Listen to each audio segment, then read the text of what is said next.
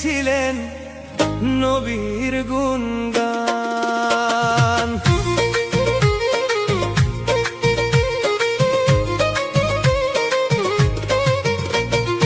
একদিন আমার বড় পীরে ডাকিয়া কয়, খাজারে তোমার বদন কেন এত ম্লান? ওরে খাজায় কয়, পীরে রে 3 দিনের অনাহারে, খাজায় কয়, পীরে রে